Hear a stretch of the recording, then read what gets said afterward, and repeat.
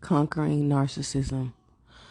First off, being narcissistic is defined as a person who has this grandiose sense of self, who has the inability to see things from other people's perspective, thus having no empathy for people or can't feel their pain. Everything revolves around them, very self-absorbed, self-centered, and it can stem from a lot of things. They say they don't really know where, but it could be from childhood experiences, environment, different just past experiences and the environment that they're in. But for me, that was like one of the first, so I said, when I first started my journey, I did a lot of brainstorming of all the things I wanted to change. And a lot of these things came down on the list, and it was egocentrism, narcissism, spoiled, like all these things that I wanted to change and fix. And it's like, to transcend psychology, you have to know that a lot of times, there are people who are very over analytical and who have created these labels and diagnoses and definitive personality traits based on how people have learned to and managed to deal with their experiences in life. And it's kind of like, if you allow a person's definition of you define you, then now you're falling into the trap of feeling guilt, shame, and self-judgment, which is really what keeps you stuck. That is effective to your psyche. And as a spiritual activist, I'm all about knowing how to create balance in your life, and knowing that just because you have developed these personality traits or these behaviors based on your experiences doesn't define who you are, and doesn't mean that you can't change, tweak, or manage or regulate these types of behaviors. Because at the end of the day, you have to know how to dissect, decode, and decipher labels and what do they mean. Because having a grandiose sense of self is nothing more than being extremely confident. And like I always say, cockiness is in the eye of the beholder. So a person who's insecure within themselves, they may project their feelings onto you and then make you feel like you're being cocky or something. And that label has a negative connotation to it.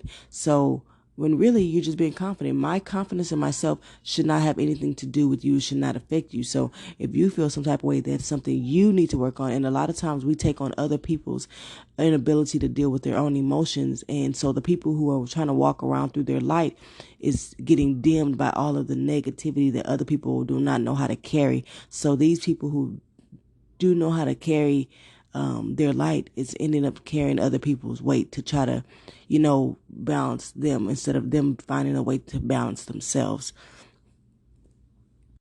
But like one of my main things was like this need to have a certain attention. Like I called it like being an attention whore, for lack of better wording.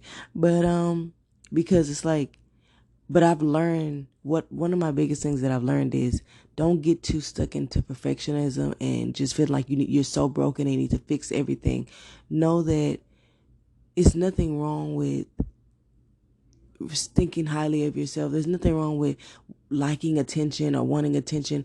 But the thing is, like, learn how to cultivate self-love and self-acceptance and self-worth and self-value, because these are the things that are going to sustain you, and it's going to prevent you from needing so much external validation. Because the more you leave your state of being in the hands of others, the more you're going to be setting yourself up for failure, and these expectations are never going to be predictable and balanced, and those things also feel like anxiety.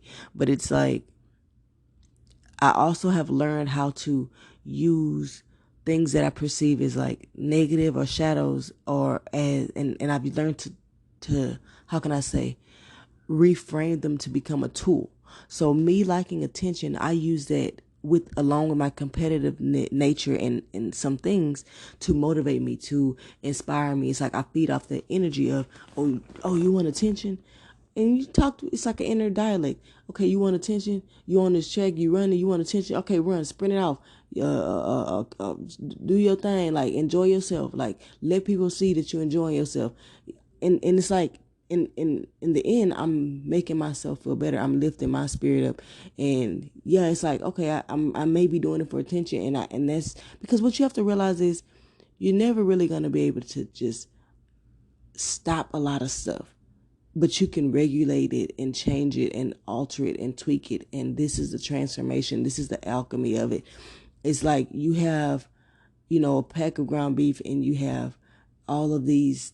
You have your eggs, you have your seasons, you have your breadcrumbs, you have your milk. Separate, they're just what it is. But when you put it together, it becomes meatloaf or meatballs. And so it's kind of the same thing within yourself. You have all these separate things, but when you learn how to use them and put them together and create that balance, then you have a finished product, a masterpiece, something that's meaningful, something that has purpose. And that's what you're trying to do with yourself. So that's one way I've learned how to balance that feeling of, and then it's like I'll project onto people like, oh, they not real, they don't really care about me, oh, they fake, they want to say they want to help people, but look at them, they fake, they ain't, and not think to myself, why is this dialogue happening? Because they're not giving me the attention that I've gained, that I've gotten as a child. They're not fueling me with the validation that I desperately need. And as Black people and Black children, we desire a lot of validation because we live in a world that is fueling us with so much negative energy. And this is why Black children are so clingy to their parents, and why Black parents get burnout and exhaustion so much. And it may come off as we're mean, or we're this and that, but it's because we are literally being sucked dry and drained by our kids. And it's a selfless thing. Like, it's not saying that we don't want to, but we're having to pour so much energy into them because they feel that already.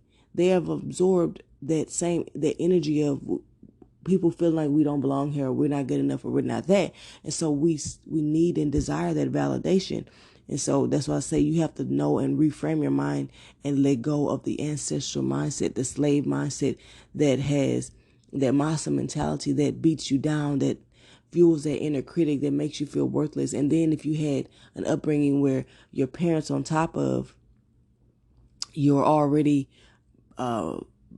developed mindset of massa mentality, then it's even heightened because now you have no place to go. You can't run to your mind because it's not a safe space, and you can't run to your parents or the people who you're supposed to have as refuge. So you create this ego, the ego comes online, and that's when you create this idea of,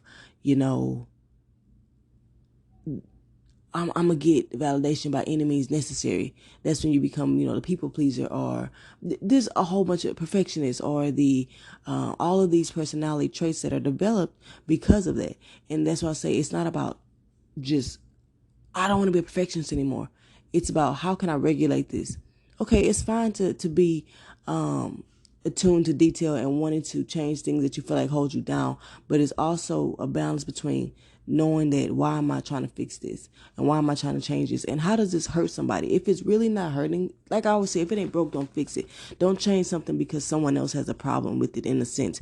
Like, just because somebody says, oh my God, she do the most for birthday parties, and she be having all these decorations and all of that, and like, oh man, I guess I'm a perfectionist, let me change that. And that's that people pleaser side. You see how it's like, it just becomes this vicious cycle and this snowball effect of overcompensating for everybody around you, instead of looking within yourself and saying, what do I need? Maybe I like helping people, maybe I like pleasing people, but then now let me find the balance of when okay, now I'm feeling defeated, now I'm feeling depleted, let me take a couple steps back. Now I can't go to this birthday party, so I'm going to have to cancel this one. Now I can't do this, so instead of ghosting them, I'm just going to tell them I can't talk right now, or I'm not in the mood to be social, or, let me not take out. Okay, and so that's, the kind of the people pleasing and perfectionist thing. Or, maybe I like really decorating my stuff and going all out for my child for their birthday and for special events because that was something I didn't do. And somebody else saying I'm being a perfectionist, that's their perspective. And, just kind of, it's all a balance of what fuels your spirit with feelings of guilt, shame, and self-judgment, and what is you're doing something for yourself that makes you feel good. And so that's how you have to keep your own balance within yourself. And then as far as going back to the narcissism, having this confidence, God created you. You are a special being. It's like your child. And God didn't create you to say, it's like your parent. Would you want your child walking around saying, "Oh, I can't be that confident because no one's gonna like me"? No, that is a reflection, an image of you. God created you in His light, and He wants you to know that worth, to know that value, and don't dim your light and humble yourself for the sake of other people. Because at the end of the day, your oppressor is like a bully, and everyone knows a bully is like the most insecure of everyone. It's the hurting people who hurt people, who have created this culture of dominance and oppression and mind control that keeps the most confident, the most eccentric, the most elaborate and bright and beautiful people dull, dim, so that they can seem like, it's kind of like trying to balance the scales, but it's like you're coming down to their level instead of them coming up to your level. And so that's a big aspect of it. And so you can't allow people to make you feel the need to come down to their level. And it's not like it's not like a better than type of situation, but it's just like, you perceive me as better than you when I'm not better than you and you're not better than me. And that's your own insecurity you're projecting on me. How come we can't just be different and they're all good? It's just that this is my culture. This is how I express myself. And it doesn't mean I'm better than you because this is how I carry myself. You know what I'm saying? And so that's just the idea of it. And so yeah, just having this grandiose sense of self. Now the problem comes into when you feel like you have to bring others down to have this grandiose sense of self. Now that's when it's a false identity. It's fine to have a great deal of self-confidence and to be really sure of yourself and almost a little arrogant, but it's at what stake? Like, is it real? Do you truly know that? And sometimes you will teeter off because you're in a world that, like I said, that is constantly projecting onto you. But you have to know that you shouldn't have to bring people down to bring yourself up. And that's where it becomes conceited. And conceited and confident are two different things. And that's why I say it's the balance of what centers you and what is a focus on you, and not like the external sense of people outside of you and how can you please them, how can you change, how can you do stuff for this, you know what I mean? So it's just having this, or when you're constantly having to bring people down to lift yourself up, and also like depending on other people outside of you to continue to fill your cup up. It's like you have this void within yourself, and you're compensating for either the extreme attention you got as a child or the lack of attention you got as a child. You're trying to stay on this wave, this high, to try to keep this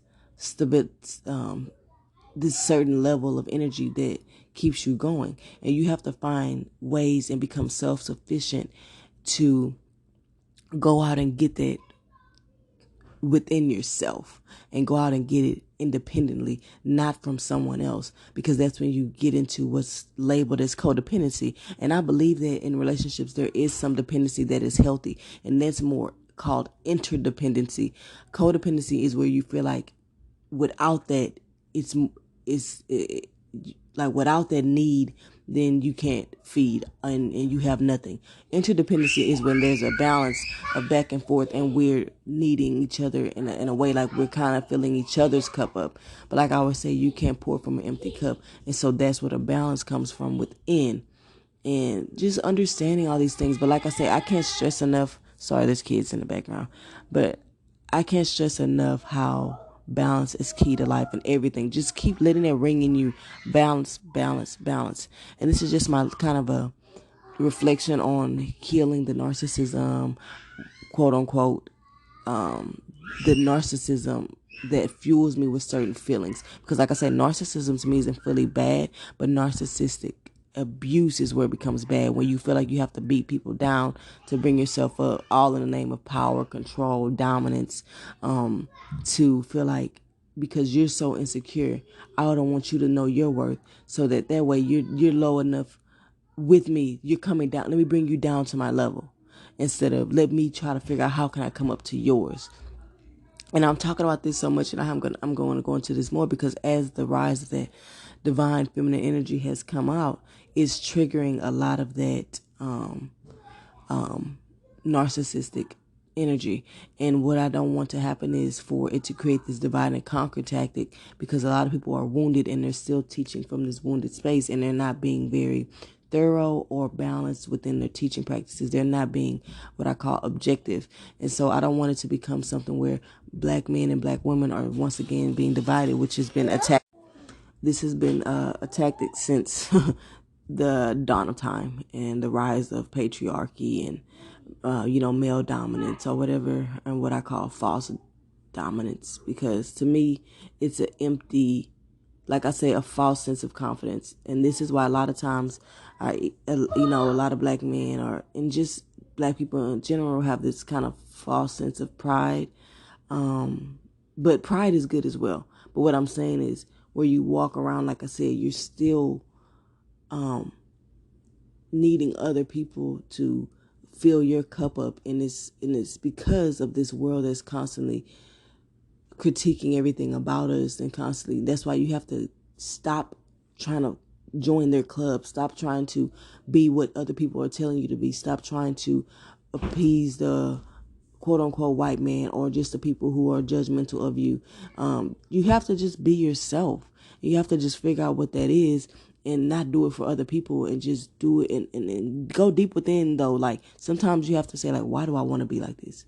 What makes me want to always have to have my hair straight, or always have to dress like this, or always have to talk like this with this person and not that person? Because it's deeply rooted into something, guys. Everything is rooted into something, or is conditioned by something.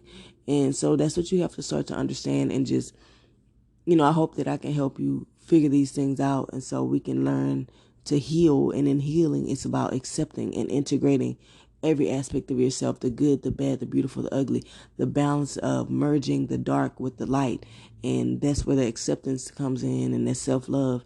And so, yeah, take everything with a grain of salt. Don't be afraid to go against the grain. Balance in life is key. I love you guys. Peace out.